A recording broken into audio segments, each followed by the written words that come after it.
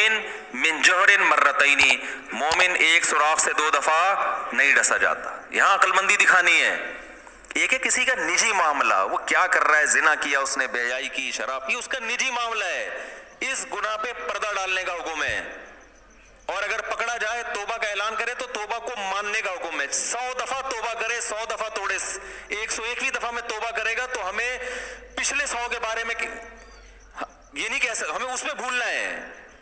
100 دفعہ پکڑا گیا، 101ویں دفعہ میں توبہ کر رہا ہے تو ہمیں یہ حکم ہے کہ ہم 101ویں دفعہ بھی کہیں سچی توبہ کر رہے ہیں.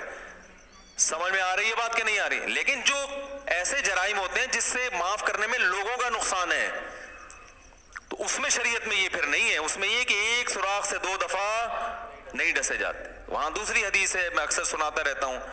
ایک جاسوس پکڑا گیا غیر مسلموں میں، نبی صلی اللہ علیہ وسلم نے حکم دیا اس کو قتل کر دو. اس نے کہا یا رسول اللہ میری بیٹیاں ہیں. آپ صلی اللہ علیہ وسلم نے ترس کھا کے اس کو چھوڑ دیا. دوبارہ پکڑا گیا، حالانکہ اس کو چاہیے تھا اب جاسوسی نہ کرتا، جاسوس تو لوگوں کو قتل کروا دیتا ہے. آپ صلی اللہ علیہ وسلم نے دوبارہ جب پکڑا گیا نبی کے سامنے لایا گیا، اس نے پھر کہا میری 6 بیٹیاں تھیں غالباً ان کی. تو آپ نے فرمایا لا یلدغ المؤمن من جوہر مرتین، مومن ایک سوراخ سے 2 دفعہ نہیں ڈسا جاتا. اب نہیں، جو سیاسی لیڈر ہوتے ہیں نا جو کرپشن میں پکڑے جائیں، کرپٹ ترین ہو، وہ دوبارہ ووٹ مانگے اور کہ میں نے کرپشن سے توبہ کر لی، بولے بھائی ہمیں نہیں پتا آپ نے کی ہے کہ نہیں کی ہے، اللہ معاف کر دے گا، ہم دوبارہ آپ کو ووٹ دینے کی جسارت نہیں کر سکتے. بھائی ہم نے ایک دفعہ بھگت لیا ہے، ٹھیک ہے نا.